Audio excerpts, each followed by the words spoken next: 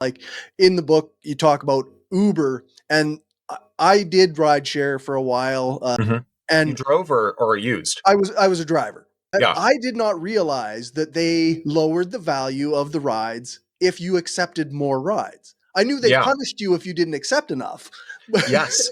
Yeah. So the drivers all know that, right? What they don't know is that or what they don't know is that the lower your standards are, right? The more desperation you demonstrate for Yeah. the app, the lower the wage offer per ride is based on, mileage and time.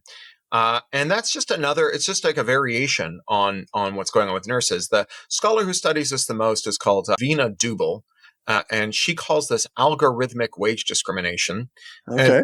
just today, as we record this, I found a paper that was published this week that cites her work by a trade union group in the European Union called Resisting Algorithmic Management, Oh. laying out a program for trade unions to have a multi-pronged approach to algorithmic management. So on the one hand, to use new regulation in the EU to demand to see the data that the platforms are using to decide which work you get and how much you're getting paid and whether you're getting hired, but also to alter the apps, right? To make counter apps.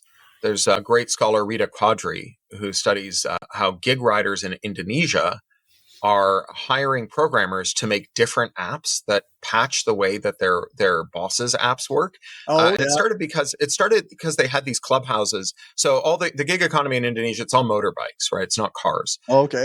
And so they had these like clubhouses where you could stop and pee and have a cup of tea and like work on your bike and whatever. And they were co-ops.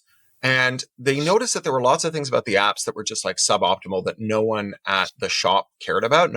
Your boss didn't care about. In fact, one of the things this trade union paper makes the point of is there's no way to talk to HR. HR is just like it's a Yeah. chat bot, right? Yeah. It's an info at email address that just goes to a giant garbage can. And so the first of these apps, they're called Tuyul apps, Tuyul. It's an Indonesian word that means mischievous spirit. Yeah. The first Tuyul app just made the type bigger for older riders. Oh. Who couldn't read their screens, right? Because you're like in traffic squinting at your screen. This is bad, right? Yeah. But they started to get really sophisticated.